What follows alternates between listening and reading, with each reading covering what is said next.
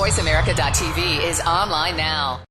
Players from the National Football League interested in making their careers become something more than just an afterthought. Between the white lines, we know the average player will be in the National Football League, if they should make it, about 3.5 years. But then what next? What do they do? We've been talking about the stories of the lives of some of the initiatives that some of these athletes have put in place to ensure that their careers go on before. Last segment, we had Chris Harris in for a moment for the Denver Broncos, the 2 years there. His foundation has obviously served him well. And joining me now, Rennie Curran, Tennessee Titans. We've got a little bit of a kindred spirit because I was originally drafted by the Houston Oilers. Really? Wow. Who later became the Tennessee Titans. That was before your time, but back in the olden days. Definitely. So thanks for joining us, man. I appreciate it. Thanks for having Tell me. us a little bit about what the experience has been like, the PNE. First of all, why you're here, and what the experience has been like for you. I mean, basically, this has been a really awesome experience. I mean, first of all, you get to be around guys like yourself, well-accomplished guys who have been there, done that, who have played the game and have, done well in the business world as well. So there's a lot of, knowledge that you can gain from just coming to an experience like this.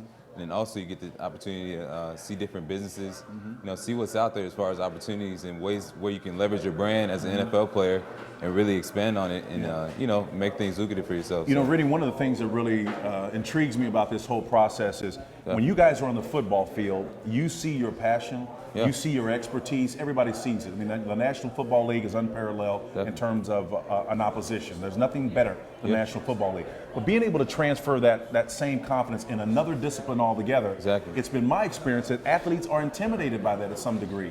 What's been your personal experience? Man, the same thing, and it's so easy for us to downplay our experiences and stuff like that, but that's one thing I've really tried to do is take the same, approach that I take when I'm, on the field and practicing and the type of discipline that it takes, the sacrifice that it takes, and implement that into my other passions. I'm a musician, I'm interested in public speaking, so just taking the same approach, knowing that it's not going to happen overnight, that I have to practice and that I'm going to have failures and that I'm going to have to overcome adversity. I think there's a lot of things that, that we as football players can use in other industries, and just seeing the bigger picture is huge. How many athletes do you think realize that, first of all, are aware of the fact that there's value and that the corporations that are out there want something? Now, it's been my experience that a lot of times athletes fail to make that transition properly. And when the cheering stops, they've not successfully transitioned, and they are of no value in many instances to the businesses out there.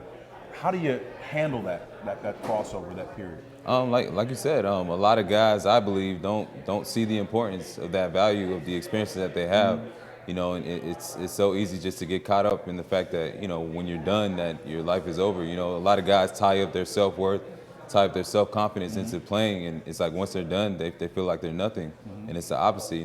There's so many companies out there that love guys that have the concept of, that understand the concept of teamwork, that understand the concept of, fighting through pain, understand the concept of just being a leader. So, I mean, there's value in that. What's leadership to you? What is that? What is leadership?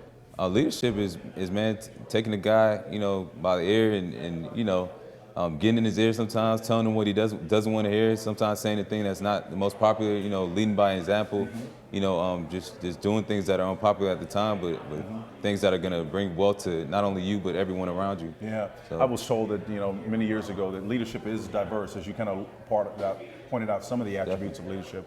But leadership is ultimately influence, nothing more, nothing less. And the guy that kind of hangs out in your neck of the wood, John Maxwell, talks about that all the time, that leadership is influence, and it can come from any place on the field. And one of the ways you seek to influence is through speaking.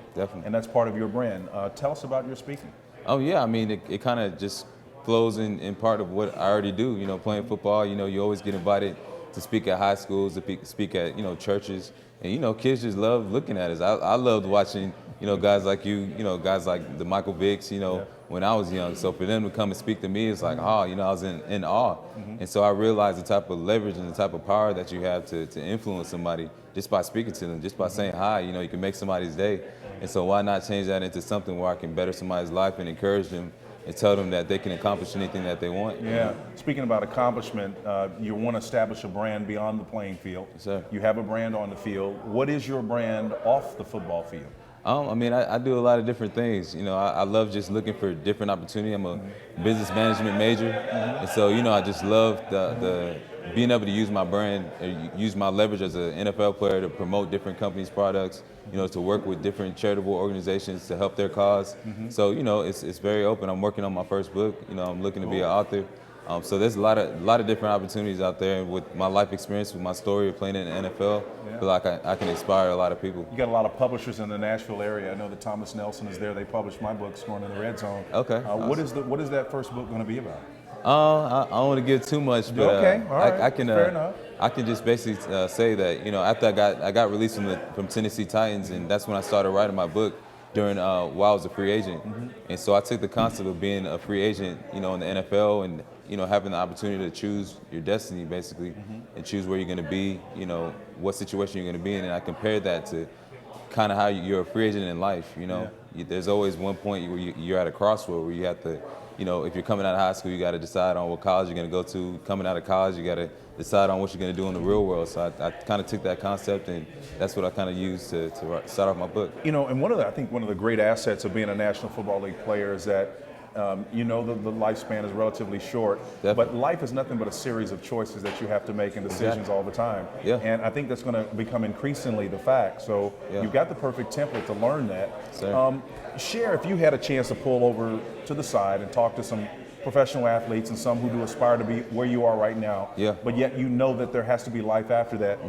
Give them a motivational pop. Encourage them to do something beyond the lines. Yeah, I mean, as you guys know, I mean, the statistics are that our careers last 3 years and we're out, you know. So you got to be willing to diversify. You got to be willing to build those relationships while you're playing. You know, the key is that we have the leverage now. You know, while you're wearing that uniform, you have leverage. There's CEOs and different company guys that would love to sit down with you and give you knowledge.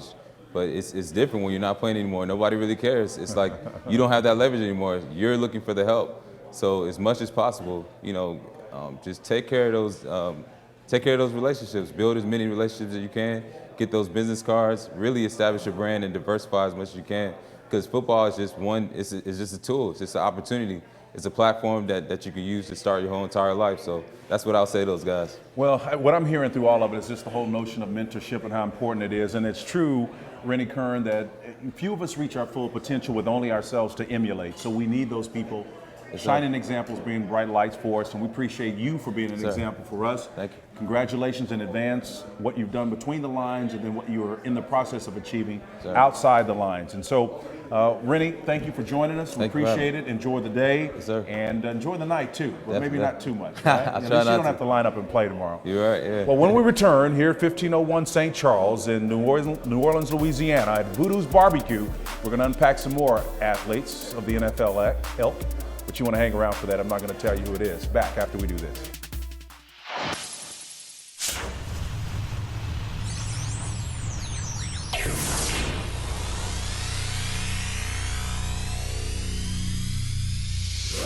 VoiceAmerica.tv